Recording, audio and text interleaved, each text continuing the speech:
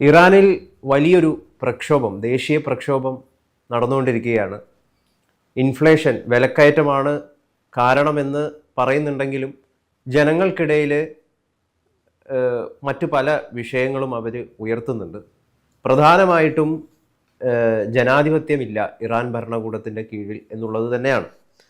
അപ്പം ഇപ്പോൾ നിലവിൽ നടന്നുകൊണ്ടിരിക്കുന്ന ഈ ഒരു പ്രക്ഷോഭം ഇസ്ലാമിക വിപ്ലവത്തെ മുഴുവൻ തുടച്ചു നീക്കി ഒരു അമേരിക്കൻ സംസ്കാരത്തിലേക്ക് ഇറാനെ കൊണ്ടെത്തിക്കുമോ എന്നുള്ളത് ഇപ്പോൾ ലോകരാജ്യങ്ങൾ മുഴുവൻ ആകാംക്ഷയോടെ ചോദിക്കുന്നുണ്ട്. എങ്ങനെയാണ് അങ്ങ് വിലയിരുത്തുന്നത്?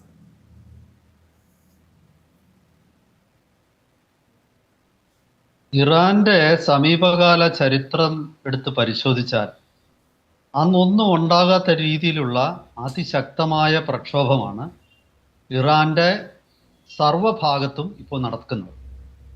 അതായത് 31 പ്രോവിൻസുകൾ ഉള്ളതിൽ 26 എണ്ണത്തിലും നിയന്ത്രണാതീതമായ രീതിയിലുള്ള പ്രക്ഷോഭമാണ്. ബാക്കിയുള്ളിടത്തും പ്രക്ഷോഭം നടക്കുന്നുണ്ട്. ഇന്റർനെറ്റ് മുഴുവൻ ഷട്ട് ഡൗൺ ചെയ്തിരിക്കുകയാണ് സർക്കാർ, ആൾക്കാർ പരസ്പരം ബന്ധപ്പെടാതിരിക്കാൻ വേണ്ടിയിട്ട്. 45-ലധികം, ഏതാണ്ട് 50ഓളം ആൾക്കാർ പോലീസ് വെടിവെപ്പിൽ കൊല്ലപ്പെട്ടിരിക്കുകയാണ്. ജനങ്ങൾ പല സർക്കാർ ഓഫീസുകളും അഗ്നിക്കിരയാക്കി. ലക്ഷക്കണക്കിന് ആൾക്കാർ തെരുവുകളിൽ ഇറങ്ങി പ്രകടനം നടത്തുകയാണ്. അവര് ഡെത്ത് ടു ഖമേനി, ഖമേനിക്ക് മരണം എന്ന മുദ്രാവാക്യമാണ് മുഴക്കുന്നത്. സ്വാതന്ത്ര്യത്തിനും ഖമേനിയുടെ മരണത്തിനും വേണ്ടി തെരുവിലിറങ്ങിയിരിക്കുന്ന ലക്ഷങ്ങളാണ് അവിടെ ഇപ്പോൾ. ഇറാന്റെ ചരിത്രമെടുത്ത് പരിശോധിച്ചാൽ നമ്മൾ ഞെട്ടിപ്പോ. 1952 അവിടെ ഒരു ജനാധിപത്യമായി തിരഞ്ഞെടുക്കപ്പെട്ട ഭരണകൂടം ഉണ്ടായിരുന്നു. ആ ഭരണകൂടത്തെ അട്ടിമറിച്ച്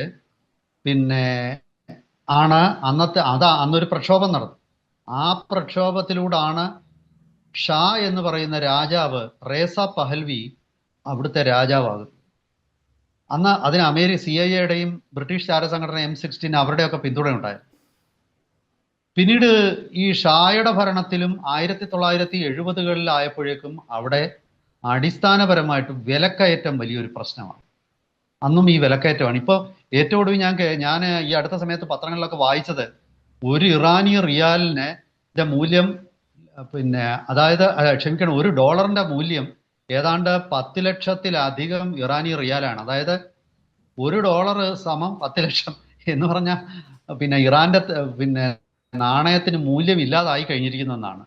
നമ്മൾ പണ്ട് 2ാം ലോക മഹായുദ്ധത്തിൽ പറയുമായിരുന്നു, ആ കാലത്ത് ജർമ്മനിയിലെ നാണയപ്പെരുപ്പത്തെക്കുറിച്ച് പറയുമ്പോൾ അന്ന് സാധാരണ പറയുന്ന ഒരു പ്രയോഗമുണ്ട്. അതായത് ഒരു ലോറി നിറച്ച് അല്ലെങ്കിൽ നോട്ടുമായി പോയാൽ ഒരു പോക്കറ്റ് നിറയെ സാധനങ്ങളുമായിട്ട് തിരിച്ചു വരാം.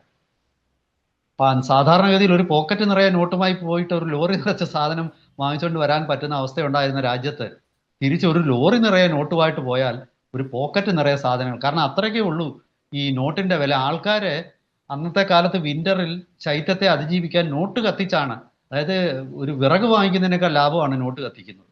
അതേ രീതിയിലേക്ക് പോവുകയാണ് ഇപ്പോഴും. ആ 1970-ൽ ഷായ്ക്കെതിരെ ഉണ്ടായ പ്രക്ഷോഭകാലത്തും ഇതുപോലെ ഈ സാമ്പത്തിക തകർച്ച ഒരു കാരണമാണ്. അങ്ങനെയാണ് 1978-ൽ തുടങ്ങി 79-ൽ അവസാനിക്കുന്ന ഇസ്ലാമിക വിപ്ലവം അവിടെ വരുന്നത്. ആ ഇസ്ലാമിക വിപ്ലവത്തെ തുടർന്നാണ് പരിപൂർണമായിട്ടും പാശ്ചാത്യവൽക്കരിക്കപ്പെട്ട ഒരു രാജ്യമായിരുന്നു ഈ ഇറാന്. നമ്മൾ പലർക്കും അറിയാൻ വയ്യാത്ത ഒരു കാര്യമാണത്. അങ്ങനെ പാശ്ചാത്യവൽക്കരിക്കപ്പെട്ട ഒരു രാജ്യം, അതായത് ടെഹ്റാന്റെ തെരുവുകളിലൊക്കെ മിനി സ്കർട്ടും ഒക്കെ ഇട്ട് സിഗരറ്റും ഒക്കെ വലിച്ചു നടക്കുന്ന പെണ്ണുങ്ങളുണ്ടായിരുന്നു. കാബൂളും ഒക്കെ അങ്ങനെ ആയിരുന്നു 1970-കളിൽ. അത്ര പാശ്ചാത്യവൽക്കരിക്കപ്പെട്ട സ്ഥലങ്ങളായിരുന്നു ഇറാനൊക്കെ. പക്ഷെ പിന്നീട് അതേ ഇറാന് ശരിയ നിയമം അടിസ്ഥാന നിയമമായിട്ടുള്ള ഒരു രാജ്യമായിട്ട് മാറുകയും ഇറാന്റെ പരമാധികാരിയായിട്ട് തെരഞ്ഞെടുക്കപ്പെട്ട ഇറാൻ പ്രധാനമന്ത്രിയുടെയും പ്രസിഡന്റിന്റെയും മുകളിലാണ് ഖമേനി എന്ന ആത്മീയ നേതാവ്. പല ഖമേനിമാരുണ്ട്. അയത്തുള്ള ഖമേനി, ഇപ്പം ഇരിക്കുന്ന ആളുടെ പേര് അയത്തുള്ള അലി ഖമേനി എന്നാണ്. ആദ്യം ഉണ്ടായിരുന്ന അയത്തുള്ള റുഹള്ള ഖമേനിയാണ്. ഈ ഇപ്പൊ ഇരിക്കുന്ന അലി ഖമേനിയുടെ മകൻ മുസ്താബ ഉണ്ട്, അയാളായിരിക്കും അടുത്ത ഖമേനി. അപ്പൊ ഈ ഖമേനിമാരാണ് ഒരു രാജാവിനെ പോലെ അവിടുത്തെ ഭരണം നിയന്ത്രിക്കുന്നത്. കാരണം പ്രധാനമന്ത്രിയുടെയും പ്രസിഡന്റിന്റെയും ജുഡീഷ്യറിയുടെയും ഒക്കെ മുകളിലാണ് അവരുടെ അധികാരം. അവരാണ് ഡയറക്ടറായിട്ട് ശരിക്കും നേരിട്ട് ഡയറക്റ്റ് ആയിട്ട് ഇസ്ലാമിക് റവല്യൂഷണറി ഗാർഡിനെ നിയന്ത്രിക്കുന്നത്. അതായത് ആർമിയുടെ ഏറ്റവും പ്രധാനപ്പെട്ട ഒരു വിഭാഗമാണ് ഇസ്ലാമിക് റവല്യൂഷണറി ഗാർഡ്. അത് അവരുടെ നേരിട്ടുള്ള നിയന്ത്രണത്തിലാണ്. അതിൽ തന്നെ ഈ അമേരിക്കയുടെ മറീൻ പോലെയും അല്ലെങ്കിൽ എന്താ ഡെൽറ്റ വിങ് പോലെയൊക്കെയുള്ള ക്വിഡ്സ് ഫോഴ്സ് എന്ന് പറഞ്ഞിട്ടുള്ള ഒരു എലീറ്റ് പിന്നെ പാരാ ട്രൂപ്പിംഗ് ഫോഴ്സ് ഉണ്ട് അവർക്ക്. അതൊക്കെ ഖമേനിമാരുടെ നിയന്ത്രണത്തിലാണ്. സാന്ദർഭികവശാൽ ഞാനൊരു കാര്യം പറയാം. ഈ അയത്തുള്ള ഖമേനിയുടെ കുടുംബം ഇന്ത്യയിൽ നിന്ന് പോയതാണ്. അവർ ലക്നൗക്കാരാണ്. നൂറ്റാണ്ടുകൾക്ക് മുമ്പ് 18-ാം നൂറ്റാണ്ടിൽ എന്തോ ഇന്ത്യയിൽ നിന്നും ഇറാനിലേക്ക് കുടിയേറിയവരാണ്, ഷിയാകളാണ്. അപ്പോൾ ഈ പറയുന്ന ഇപ്പം എന്നോട് ചോദിച്ചല്ലോ അവിടത്തെ ഇസ്ലാമിന്റെ, അതായത് ഇസ്ലാമിക വിപ്ലവം തകർന്നിട്ട് വീണ്ടും പാശ്ചാത്യ ആധിപത്യത്തിലേക്ക് തിരിച്ചു വരികയാണോ? ഏതാണ്ട് അങ്ങനെ തന്നെ നമുക്ക് ചിന്തിക്കേണ്ട വരും. കാരണം ഇപ്പോൾ അവിടെ നടക്കുന്ന പ്രക്ഷോഭം ഈ 2022 അവിടെ ഒരു സ്ത്രീകളുടെ പ്രക്ഷോഭം നടന്നിരുന്നു, ഓർമ്മയുണ്ടാവും. അതിന്റെ പേര് വിമൻ ലൈഫ് ഫ്രീഡം മൂവ്മെന്റ്. ഈ വിമൻ ലൈഫ് ഫ്രീഡം മൂവ്മെന്റ് എന്നാണ് അതിന്റെ ഇംഗ്ലീഷ് പരിഭാഷ. ഈ വിമൻ ലൈഫ് ഫ്രീഡം മൂവ്മെന്റ് തുടങ്ങുന്നത് മഹിസ അമ്നി എന്ന ഒരു സ്ത്രീ. അവര് അമ്മിണി എന്നൊന്നും തെറ്റിദ്ധരിച്ച് കേൾക്കണ്ട, അമ്മിണി അല്ല, അമ്നി. അപ്പൊ ഈ മഹിസ അമ്നി എന്ന സ്ത്രീ അവിടെ അവര് ഹിജാബ് ധരിച്ച രീതി ശരിയായില്ല എന്ന് പറഞ്ഞിട്ട് അവരെ അറസ്റ്റ് ചെയ്യുക, അവരെ പീഡിപ്പിച്ച് അവർ കൊല്ലപ്പെട്ടു. അങ്ങനെ അമ്നിയുടെ മരണശേഷമാണ് ഈ ലക്ഷക്കണക്കിന് സ്ത്രീകള് തെരുവിലേക്ക് ഇറങ്ങുന്നത്. അവർ കുർദ് വംശജയായിരുന്നു, കുർദിഷ് ഇറാനിയൻ ആയിരുന്നു. ആ കുർദിഷ് ഇറാനിയനായ മഹിസ അമ്നിയുടെ മരണത്തിന് ശേഷം ആ പ്രക്ഷോഭത്തെ ഉരുക്കും മുഷ്ടി കൊണ്ട് ആയത്തുള്ളമാരൊക്കെ അടിച്ചമർത്താൻ നോക്കിയെങ്കിലും ഇതിനിടയ്ക്ക് അമേരിക്ക വളരെ കൃത്യമായിട്ട് ഇറാനിൽ പണി തുടങ്ങിയിരുന്നു. നമ്മൾ ഇപ്പൊ പലരും സംശയിക്കുന്നുണ്ട്, അമേരിക്ക ഇറാനിൽ ഇടപെടുമോ, അമേരിക്ക ഇസ്രായേലും ഇറാനിലേക്ക് അധിനിവേശം നടത്തുമോ, അവരുടെ സൈന്യം ഇടപെടുമോ എന്ന് ചോദിച്ച്. സാധ്യത ഞാൻ തള്ളിക്കളയുന്നില്ല. നേരിട്ട് അമേരിക്കൻ സൈന്യം ഇറങ്ങിയില്ലെങ്കിലും വലിയ രീതിയിലുള്ള ബോംബാക്രമണങ്ങളും മിസൈൽ ആക്രമണങ്ങളും അമേരിക്ക നടത്തും എന്ന് തന്നെയാണ് ഞാൻ കരുതുന്നത്.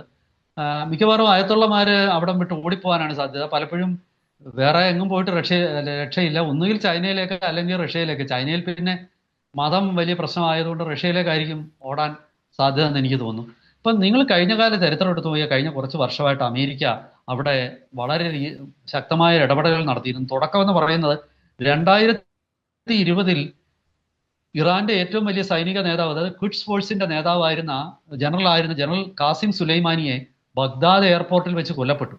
അത് അമേരിക്കയുടെ മിസൈൽ ആക്രമണത്തിലാണ് കൊല്ലപ്പെട്ടത്.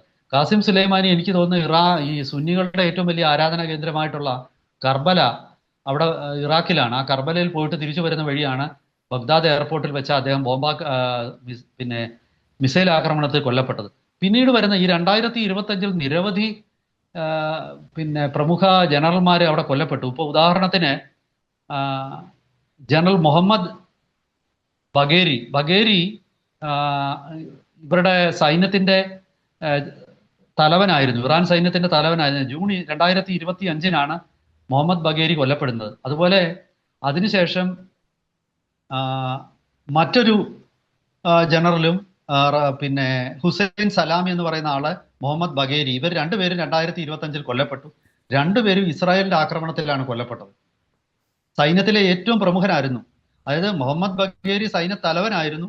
ഹുസൈൻ സലാമി അതുപോലെ തന്നെ വളരെ തന്ത്രപ്രധാനമായ വിദേശ ആക്രമണങ്ങളുടെ ഒക്കെ മുഴുവൻ ചുമതല വഹിച്ചിരുന്ന ആളാണ്. അദ്ദേഹമാണ് ഈ ഹെസ്ബള്ളയെയും ഹമാസിനെയും ഒക്കെ കോർഡിനേറ്റ് ചെയ്തിരുന്നത്. പിന്നെ മറ്റൊരു സംഭവം 2024 ഇറാന്റെ പ്രസിഡന്റ് ആയിരുന്ന ഇബ്രാഹിം റൈസി, അതുപോലെ അദ്ദേഹത്തിനെ കൂടാതെ 13 ഉന്നത സൈനിക ഭരണത്തിലെ മേധാവികളും ഒരു ഹെലികോപ്റ്റർ അപകടത്തിൽ കൊല്ലപ്പെട്ടു. അസർബൈജാനിൽ പോയിട്ട് തിരിച്ചു വരുമ്പോൾ ഹെലികോപ്റ്റർ തകർന്നാണ് കൊല്ലപ്പെട്ടത്. അതിന്റെ കാരണം ഇസ്രായേലും അമേരിക്കയും ജാം ചെയ്തതാണെന്നാണ് പിന്നീട് പറയുന്നത്. ഇറാൻ അത് നാണക്കേടായതുകൊണ്ട് അത് സമ്മതിക്കാറില്ലായിരുന്നു. അപ്പോൾ ഇറാന്റെ പ്രധാനപ്പെട്ട ബുദ്ധി കേന്ദ്രങ്ങളെ എല്ലാം തന്നെ ഈ കഴിഞ്ഞ ഒരു 4-5 വർഷമായിട്ട് അമേരിക്ക തീർത്തു കളഞ്ഞിട്ടുണ്ട്. പിന്നെ അതുകൂടാതെ കഴിഞ്ഞ വർഷം ഇറാന്റെ തന്ത്രപ്രധാനമായ കേന്ദ്രങ്ങളിൽ ജൂണിൽ നടത്തിയ ബോംബാക്രമണം ഇസ്രായേലും അമേരിക്കയും കൂടെ ചേർന്നിട്ട്, അത് മാത്രമോ ഇറാന് പുറത്തു നിന്ന് ശക്തി കൊടുത്തുകൊണ്ടിരുന്നത് ശരിക്കും ഈ ഹെസ്ബള്ള, ഹമാസ്, ഹുതി, ഇങ്ങനെ 3 പ്രോക്സികളാണ്. അതിൽ ഹമാസിനെയും ഹെസ്ബള്ളയും ഇസ്രായേൽ പൂർണ്ണമായിട്ട് തകർത്തു. അവരുടെ കൈവശമുണ്ടായിരുന്ന അവർ ഭരിക്കുന്ന സ്ഥലങ്ങളൊക്കെ പിടിച്ചെടുത്തു. ഹുതികളെ ആണെങ്കിൽ അന്താരാഷ്ട്ര തലത്തിൽ ഒറ്റപ്പെടുത്തി. അവരെ വടക്കൻ യമനിലേക്ക് മാത്രമായിട്ട് ഒതുക്കി. അപ്പൊ ചുരുക്കി പറഞ്ഞാൽ അവിടെ ഈ ഇറാനിലെ ഈ ഇസ്ലാമിക വിപ്ലവത്തെ തകർക്കാനുള്ള എല്ലാ അടിസ്ഥാന ശ്രമങ്ങളും അമേരിക്ക നടത്തി കഴിഞ്ഞിരുന്നു. ആ ശ്രമങ്ങൾ നടത്തിക്കഴിഞ്ഞാൽ അതെല്ലാം വിജയിക്കുകയും ചെയ്തു. അപ്പൊ ഇനിയിപ്പം വരാനിരിക്കുന്നത് ഈ വനിതകളുടെ പ്രക്ഷോഭം, അത് തീർച്ചയായിട്ടും പിന്നെ ഒരു ഭരണമാറ്റത്തിലേക്ക് നയിക്കാനുള്ള സാധ്യതയാണ് ഞാൻ കാണുന്നത്. ഇപ്പൊ ഇതിനകത്തിലൊക്കെ നമ്മൾ ആലോചിക്കുമ്പം ഈ പിന്നെ ഖമൈനി അധികാരത്തിൽ വരുന്ന സമയത്ത്, അന്ന് ഞാൻ പറഞ്ഞല്ലോ ഈ ഷായ്ക്കെതിരെ നടന്ന പ്രക്ഷോഭത്തിൽ അന്ന് വനിതകളാണ് ഏറ്റവും വലിയ പങ്ക് വഹിച്ചത്. ആലോചിക്കേണ്ട അതാണ്. അന്ന് വനിതകളുടെ സഹായത്തോടു കൂടി, സ്ത്രീ ശക്തിയുടെ സഹായത്തോടു കൂടി അധികാരത്തിൽ വന്ന ഖമൈനി പിന്നെ സ്ത്രീകൾക്കെതിരായിട്ട് തിരിഞ്ഞു. അപ്പൊ ഖമൈനിക്ക് അറിയാം സ്ത്രീകളുടെ ശക്തി എത്രമാത്രമാണ്. എന്തായാലും ഒരു കാര്യം കൂടെ പറഞ്ഞ് ഞാൻ അവസാനിപ്പിക്കാം. അന്ന് ഈ പിന്നെ ഷായ്ക്കെതിരെ പ്രക്ഷോഭം നടത്തിയത് കമ്മ്യൂണിസ്റ്റുകാരും ഇസ്ലാമിസ്റ്റുകളും സോഷ്യലിസ്റ്റുകളും 3 പേരുടെ ചേർന്നാണ്. പിന്നീട് ഖമൈനി അധികാരത്തിൽ വന്നപ്പം കമ്മ്യൂണിസ്റ്റുകാരെ മുഴുവൻ തെരഞ്ഞു പിടിച്ച് കൊന്നുകളഞ്ഞു. 1987 1 ലക്ഷത്തിലധികം കമ്മ്യൂണിസ്റ്റ് തടവുകാരെ നിർദ്ദയം വെടിവെച്ചു. അത് കേരളത്തിലെ കമ്മ്യൂണിസ്റ്റ് പാർട്ടിക്കും ഒരു മുന്നറിയിപ്പാണ്. അതായത് ഇസ്ലാമിസ്റ്റുകളുടെ കൂടെ കയറിയാൽ അവരുടെ ലക്ഷ്യം കഴിഞ്ഞാൽ അവർ പിടിച്ച് കണ്ടിച്ച് തുണ്ടമാക്കി റോഡിലെറി. ഇത് പിന്നെ ഇറാനിൽ നടന്നിട്ടുണ്ട്. ലോകത്ത് എവിടെയും നടക്കുന്നത് ഇങ്ങനെയാണ്. ഇസ്ലാമിസ്റ്റുകളുടെ കൂടെ ചേരുന്ന ഇടത് വിഭാഗക്കാർക്ക് അവരുടെ മുന്നിൽ വരാനിരിക്കുന്ന ദുരന്തം എന്താണെന്ന് ഇറാനിലെ ഇസ്ലാമിക വിപ്ലവം അന്ന് നമ്മളെ ഓർമ്മിപ്പിച്ചതാണ്. എന്തായാലും ശരി, ഈ ഇപ്പോഴത്തെ പ്രക്ഷോഭം തീർച്ചയായിട്ടും അത് സർക്കാരിനെ അടിച്ചമർത്താൻ പറ്റുന്ന ഒരു ചെറിയൊരു പ്രക്ഷോഭമല്ല, അതൊരു കൊടുങ്കാറ്റാണെന്നാണ് ഞാനിപ്പോൾ മനസ്സിലാക്കുന്നത്. എന്തായാലും ചോദിക്കാം സാർ. ഇതിലിപ്പോൾ എന്താണ് 2022 ശേഷം സംഭവിക്കുന്ന ഏറ്റവും വലിയൊരു പ്രക്ഷോഭമാണ്. 2022 അത് ആത്മാഭിമാനത്തിന് വേണ്ടിയിട്ടുള്ളൊരു പ്രക്ഷോഭമാണെങ്കിൽ ഇത് തീർച്ചയായിട്ടും അവിടെയുള്ള ഇൻഫ്ലേഷൻ, അതുപോലുള്ള കറൻസി കൊളാപ്സ് തുടങ്ങിയതിൻ്റെയൊക്കെ അടിസ്ഥാനത്തിലുള്ളതാണ്. 2022 ആരൊക്കെ അന്നത്തെ ആ പ്രക്ഷോഭത്തിൽ പങ്കെടുത്തിട്ടില്ല അവരൊക്കെ പക്ഷേ ഈ പ്രക്ഷോഭത്തിൽ പങ്കെടുക്കുന്നുണ്ട്. പ്രത്യേകിച്ചും ഈ ബസാറീസ്, ഷോപ്പ് കീപ്പേഴ്സ്, എക്കണോമിക്കലി മാർജിനലൈസ്ഡ് ആയിട്ടുള്ള ആളുകളൊക്കെ. അപ്പോൾ ഇത് തീർച്ചയായിട്ടും ഇറാൻ ഭരണകൂടത്തിനെതിരെ ഉള്ളൊരു വലിയ അറ്റാക്കായിട്ട് മാറി തീരുക തന്നെയാണ്. അപ്പോൾ ഇത് വരും ദിവസങ്ങളിൽ ഏത് നിലയിലേക്ക് പോകാനാണ് സാധ്യത? ഇത് അടിച്ചമർത്താൻ തീർച്ചയായിട്ടും ഖമേനി ഭരണകൂടം ശ്രമിക്കും. മാത്രവുമല്ല, ഇറാനിലെ ഇപ്പോഴത്തെ ഒരു ഇസ്ലാമിക ഭരണകൂടം ശരിയെ അടിസ്ഥാനപ്പെടുത്തിയിട്ടുള്ള ഒരു ഭരണകൂടം മാറിയാൽ അത് മൊത്തം ലോകമെമ്പാടുമുള്ള ആ ഒരു ഇസ്ലാമിക തീവ്രവാദത്തിന്, റാഡിക്കൽ ഇസ്ലാമിസ്റ്റുകളെ സംബന്ധിച്ച് വലിയൊരു തിരിച്ചടിയായിരിക്കും. കാരണം ഇറാനാണ് ഹെസ്ബള്ളയെയും ഹമാസിനെയും ഹുതികളെയും ഒക്കെ പോലുള്ള ഭീകരർക്ക് സഹായം ചെയ്തുകൊണ്ടിരിക്കുന്ന. തീർച്ചയായിട്ടും അത് വലിയൊരു ഭീകരവാദത്തിന് വലിയൊരു തിരിച്ചടിയായിരിക്കും. ലോകക്രമം തന്നെ, പ്രത്യേകിച്ച് മിഡിൽ ഈസ്റ്റിലെ, മധ്യപൂർവ്വ ഏഷ്യയിലെ ഒരു സാമൂഹിക ക്രമത്തെ തന്നെ അത് ബാധിക്കാനിടയുണ്ട്. തീർച്ചയായിട്ടും വരും ദിവസങ്ങളിൽ അത് അങ്ങനെ ഒരു മാറ്റം സംഭവിക്കാൻ തന്നെയാണ് സാധ്യത. കാരണം അയത്തുള്ളമാർക്ക് നേരിട്ട് അവരെ ആക്രമിച്ചുകൊണ്ട് തന്നെയാണ്. അതായത് ഖമൈനിയുടെ പടം കത്തിച്ചിട്ട് അതിൽ നിന്നും സിഗരറ്റ് വലിച്ചുകൊണ്ടാണ് പലയിടത്തും പ്രക്ഷോഭകാരികൾ നടക്കുന്നത്. അതായത് അവർ രണ്ടും കൽപ്പിച്ചാണ്. സ്വാഭാവികമായിട്ടും അവർക്ക് ഈ പറയുന്ന ശരിയ എന്ന ഉമ്മാക്കി കാട്ടി അവരെ പേടിപ്പിക്കേണ്ട എന്നുള്ള രീതിയിൽ തന്നെയാണ് അവർ നിൽക്കുന്നത്. എന്തായാലും വരും ദിവസങ്ങളിൽ എനിക്ക് തോന്നുന്നത് ഇത്തരം അവിടുത്തെ ഒരു ഭരണകൂടം താഴെ വീഴും, യാതൊരു സംശയവുമില്ല എന്ന് തന്നെയാണ് ഞാൻ കരുതുന്നത്. തീർച്ചയായിട്ടും. എന്തായാലും അവസാനം നിർത്തുമ്പം ഇതാണ് പറയാനുള്ളത്. നമ്മൾ 2-3 ദിവസം മുമ്പും ഈ ഒരു വിഷയത്തിൻ്റെ മറ്റൊരു ഭാഗത്തെക്കുറിച്ച് ചർച്ച ചെയ്തിട്ടുണ്ടായി. അന്ന് നമ്മൾ പറഞ്ഞത് ഇറാൻ ആടി ഉലയുകയാണ് എന്നുള്ളതാണ്. എന്തായാലും അത് യാഥാർത്ഥ്യമാകാൻ വേണ്ടി പോവുകയാണ്. അന്ന് നമ്മളെ കളിയാക്കിയ ഒരുപാട് പേരുണ്ട്, കമൻറ്റുകളൊക്കെ ആയിട്ട് നിങ്ങൾക്ക് നാണമില്ല ഇറാൻ ആടി ഉലയുകയാണെന്ന് പറയാൻ എന്നൊക്കെ കമൻറ്റ് രേഖപ്പെടുത്തിയവരുണ്ട്. അവരോടൊന്നും കൂടി പറയുന്നത് ഒരു നാണവുമില്ല. കാരണം ഇറാൻ ആടി ഉലയുകയാണ്. ഖമനേയി എന്ന് പറയുന്ന നെറികെട്ട ഭരണാധികാരിയെ ചവിട്ടി പുറത്താക്കാൻ അവിടെയുള്ള ജനങ്ങൾ വല്ലാതെ താല്പര്യപ്പെടുന്നുണ്ട് എന്നുള്ളതാണ്. എന്തായാലും ജനാധിപത്യത്തിൽ വിശ്വസിക്കുന്ന എല്ലാ ആളുകളും അതിനുവേണ്ടി ആഗ്രഹിക്കുന്നുണ്ട്. ഇത്തരത്തിലുള്ള നെറികെട്ട ഭരണാധികാരികളെ ചവിട്ടി പുറത്താക്കുക തന്നെയാണ് വേണ്ടത്. ഒരുപാട് നന്ദി സാർ.